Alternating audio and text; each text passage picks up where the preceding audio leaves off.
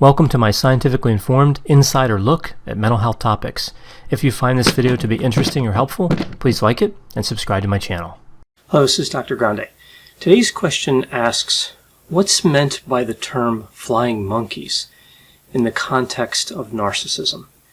So, flying monkeys are essentially agents of the narcissist, people that carry out requests or sometimes orders made by the narcissist.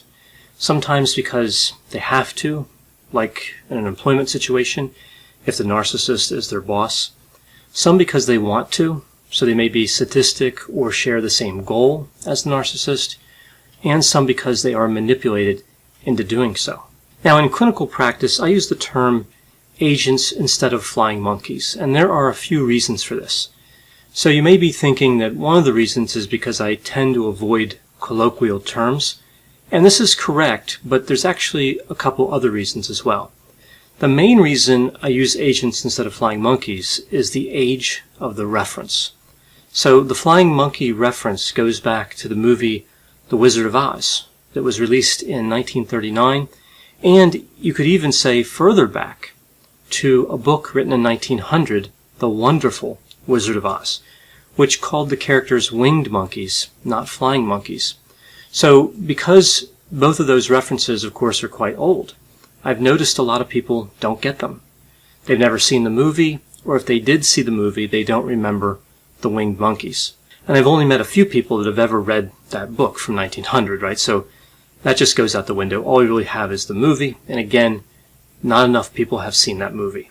Now, the last reason I use agents instead of the term flying monkey is because in the movie, the 1939 movie, The Wizard of Oz, the winged monkeys didn't talk, and it wasn't clear why they followed orders. The orders issued by the Wicked Witch of the West. So intent is really an important facet of the narcissistic agent construct. So if we don't know the intent, that really makes it confusing, makes it hard to figure out what the flying monkey or the agent is really up to. Now, interestingly, in the book, the winged monkeys were forced to follow orders because of a spell that was attached to this golden cap. And the winged monkeys had this spell cast upon them because they threw a prince in a river, right? So there's a lot to it. So they were mischievous winged monkeys and they got into some trouble. And whoever had this golden cap could issue them 3 orders. So they would work for anyone who had it. They were not necessarily loyal to anyone specifically. And in the book, they were eventually freed from the spell.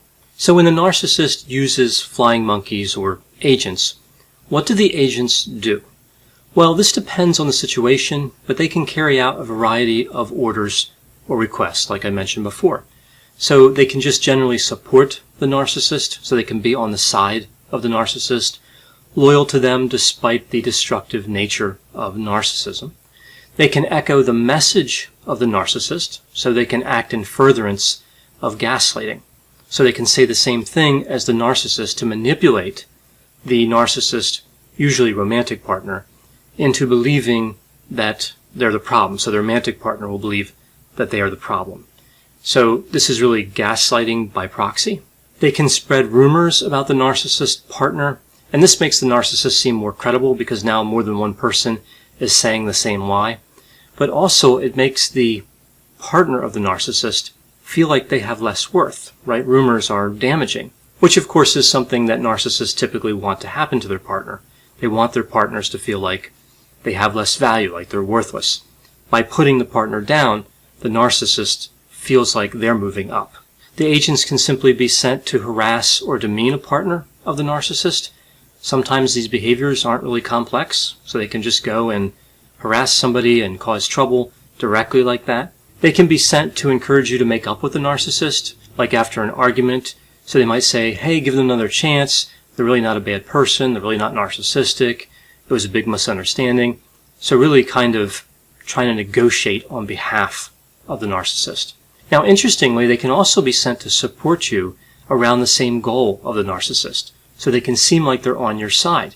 They give you somebody to talk to vent to about the bad behavior of the narcissist, but really they still have the same agenda in mind, which of course they share with the narcissist. So in essence, they can be sent to make peace.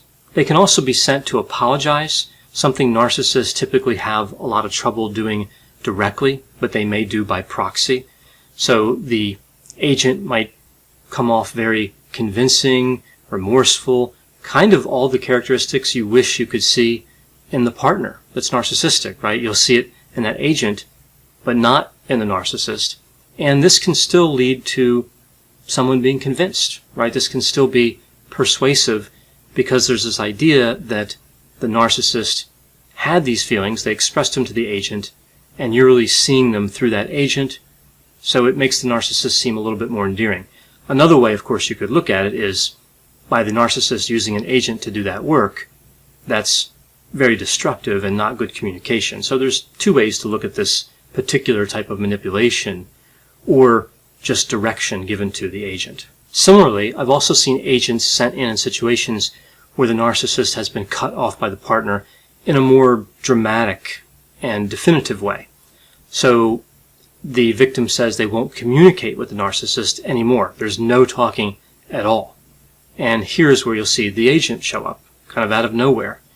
So not having any contact, any communication with a narcissist is kind of a powerful position. Narcissists don't enjoy that loss of control.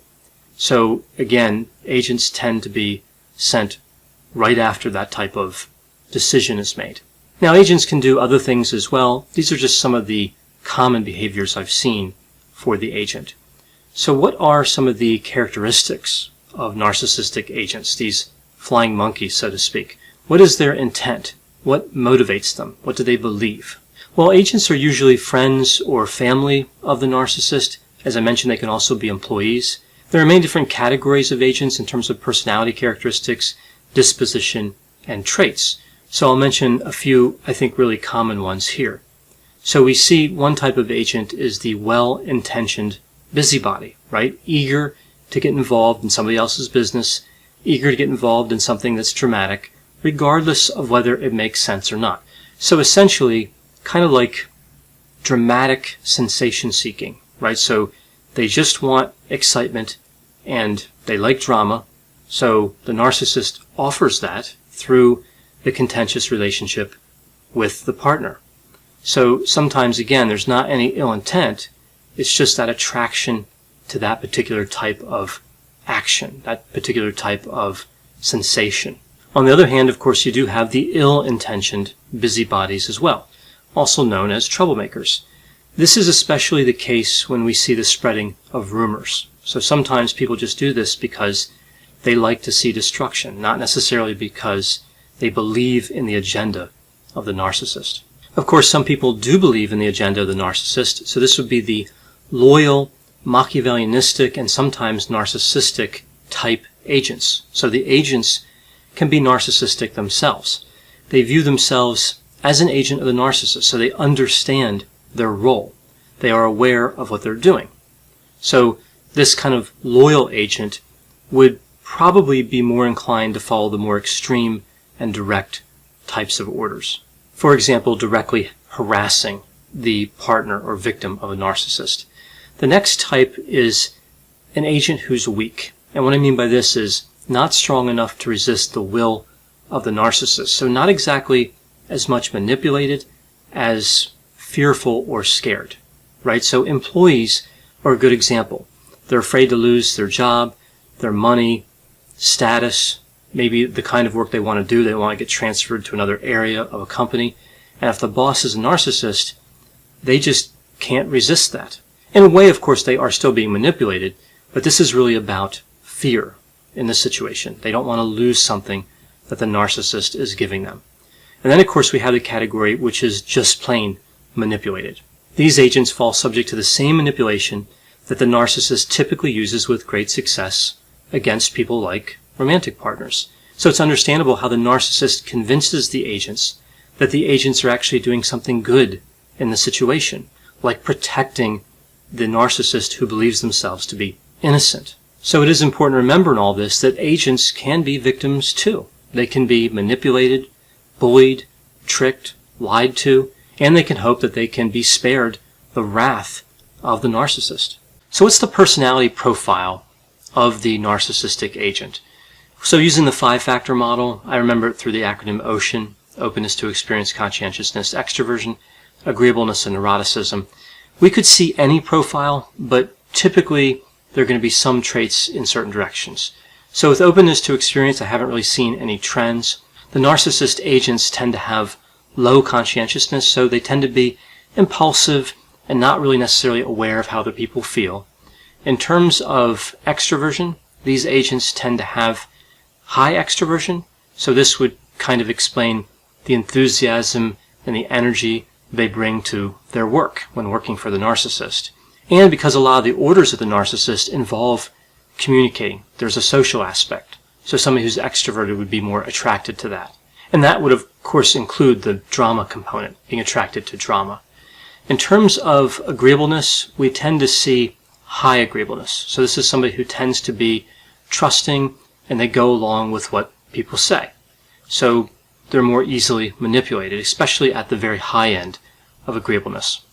And then for neuroticism, I would say mostly mid-range to high neuroticism, although of course low neuroticism could be represented as well, especially if the orders that the agents follow are sadistic in some way. So another question I get around flying monkeys or narcissist agents is, how do you convert the agent to your side? Well, if they work for the narcissist directly, like an employee, or they're afraid, or they're loyal to the narcissist for some other reason, it's really hard to change somebody's mind in that situation. If they're manipulated, so they come to you and they're manipulated by the narcissist, there's a few different options. There's no advice, of course, that's perfect for every situation, but there's some different general tips that I've seen successful in certain situations with narcissist agents.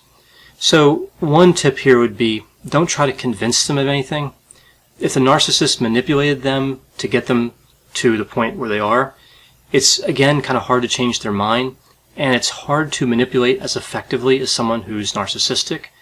So I would say probably a better strategy in most situations would be to act unimpressed, uninterested, confident, and mysterious when the narcissist agent approaches you. Let them wonder what you might know without really being clear about what you know.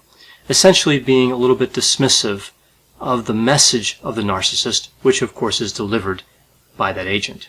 In addition, you could consider changing the topic, taking an interest in the agent, get the agent to talk about themselves instead of what the narcissist wants them to talk about. I suppose even letting the agent know that you forgive them, if that's authentic. So you kind of know they were sent by the narcissist and you forgive them. I think the reason that this works is because a lot of times when these agents are sent by the narcissist, they're really feeling kind of trapped, like caught in the middle, and they don't really want to be there. So by forgiving them, you kind of give them an opportunity to discard that behavior, right? To give up that behavior. Essentially, you're allowing them to hold on to their dignity through that forgiveness, right? They could hold on to their dignity anyway, but you're making it easier for them. Now, if the agent keeps on pressing, I would say one strategy would be to end the conversation. If they're trying to mediate between you and the narcissist, like in a situation where someone's separated from the narcissist, it's hard to see how communication through a third party like this is really going to solve anything. Most of the time, we think of this in the mental health treatment community anyway, as a fairly unhealthy way to communicate. So looking at these different items and kind of summing it up, these items kind of take the pressure out of the situation by failing to respond and talking about something else. A strong negative reaction will be information that gets back to the narcissist. A lot of times the narcissist is really waiting to hear from the agent about the reaction, and you don't want to give the narcissist that satisfaction for a number of reasons, but an important reason is you don't want to reinforce the behavior, right? So if you supply information to the agent and they run back to the narcissist, and the narcissist is thrilled that they were able to generate this reaction, especially by proxy, that's going to generate more of that same behavior, and you'll be visited again by that agent or other agents. So those are just some of my thoughts. Of course, the only real advice would be to see a mental health counselor. They are trained to deal with situations like this, and whenever we see kind of a triangulation like this, where you have two people and then a third person is brought in for some purpose, it gets complex. There's sometimes family dynamics behind it. So again, a counselor is really in the best position to offer the type of support and potentially treatment that may be indicated in that type of situation. I know whenever I talk about narcissism and these constructs like flying monkeys or agents, there'll be a variety of opinions, people who agree with me, people who disagree with me, and people who have seen examples of this play out in their own lives. I would appreciate if you put your opinions and thoughts about this topic in the comments section. This always generates really interesting dialogue. As always, I hope you found this description of flying monkeys in the context of narcissism to be interesting. Thanks for watching.